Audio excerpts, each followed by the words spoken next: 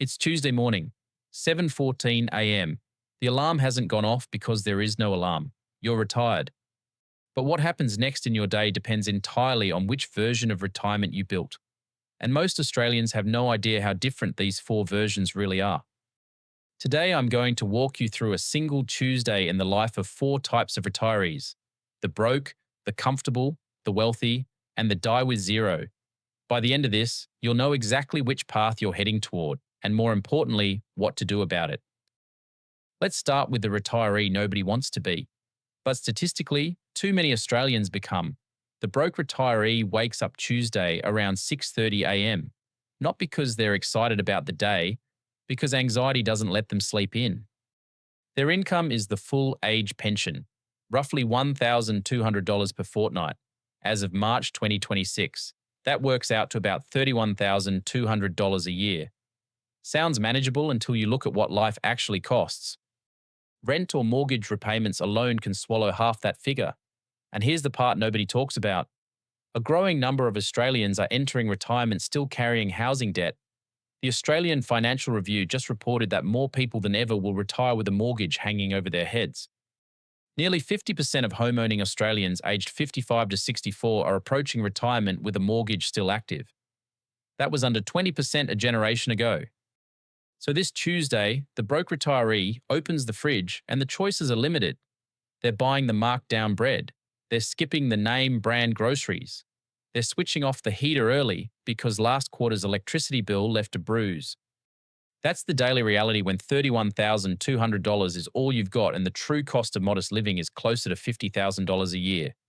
There's no cafe lunch. There's no spontaneous trip to the coast. And there's a constant mental calculation happening in the background. Can I afford the car registration next month?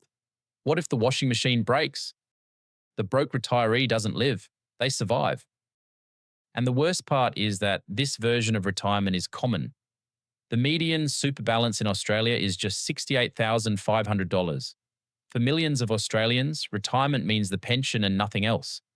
And it means every single Tuesday feels exactly the same. Now let's cross the street.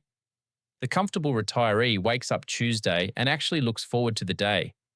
Their super balance sits somewhere around $630,000 to $730,000, which is what ASFA now says you need in 2026 for a comfortable retirement. Combined with a part age pension, their income lands around $55,000 to $77,000 a year, depending on whether they're single or part of a couple. Tuesday morning starts with a decent coffee, maybe from a local cafe. They might have a gym membership or a regular swimming session at the local pool. After that, there could be a catch-up with friends over morning tea, and nobody's stressed about the bill. This retiree can afford private health cover. They can get the car serviced without panic. They can book a domestic holiday once or twice a year and it doesn't blow up their budget. But here's the thing about the comfortable retiree that nobody mentions. They still worry. Not about survival, but about running out. There's a voice in the back of their mind every time they spend. They've got enough, but they don't feel wealthy. They clip coupons out of habit. They say no to things they could afford because the fear of going backwards is real. Comfort doesn't eliminate anxiety, it just changes the flavor. Tuesday night, they cook at home. They might watch a streaming service they actually enjoy paying for. It's a good life, but it's careful, always careful. Now, a very different world. The wealthy retiree doesn't think about money on Tuesday. That's the whole point. They've built a portfolio that generates passive income, probably a mix of superannuation, investment properties, shares, and maybe a self-managed super fund. Their annual income could be $120,000, $180,000 or more. The pension isn't even part of the equation. Tuesday morning, they wake up in a home that's fully paid off. They start the day slowly, maybe with a personal trainer or a Pilates class. Then it's a long breakfast, reading the Financial Review or checking their portfolio because they find it interesting. They might be planning an overseas trip, something they do 2 or 3 times a year. Business class isn't an outrageous thought. They help their kids with a house deposit. They donate to causes they care about. Money is a tool they use freely. But here's the shadow side.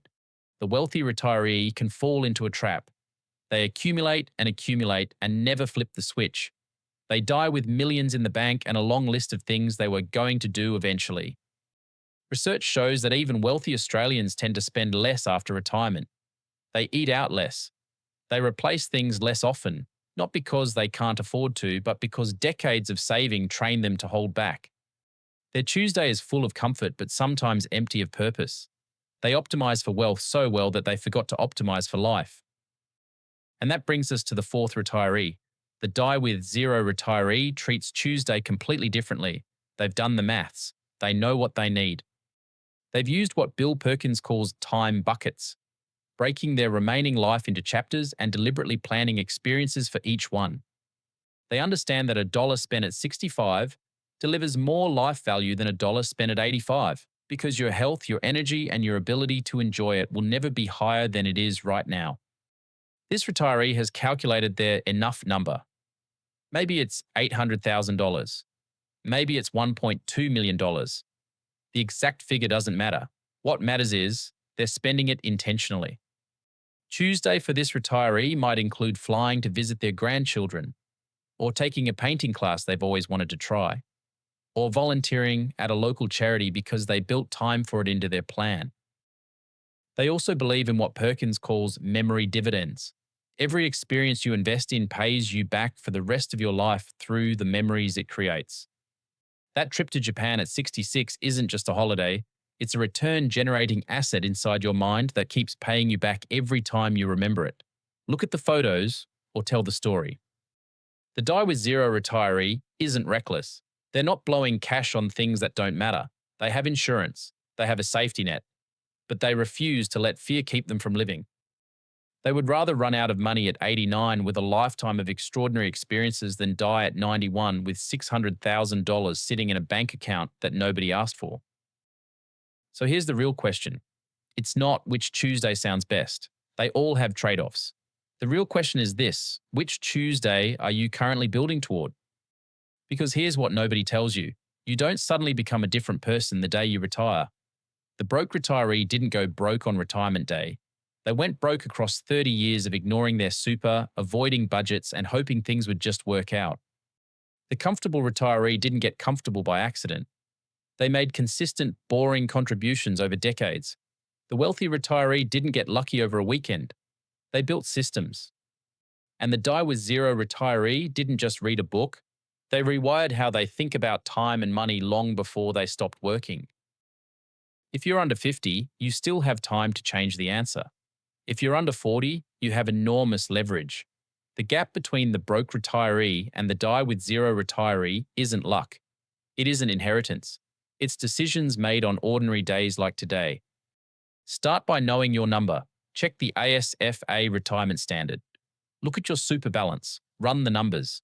Because the Tuesday of your retirement is being written right now, whether you're paying attention or not.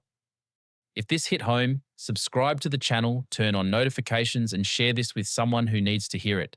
Thanks for watching, and I'll see you in the next one.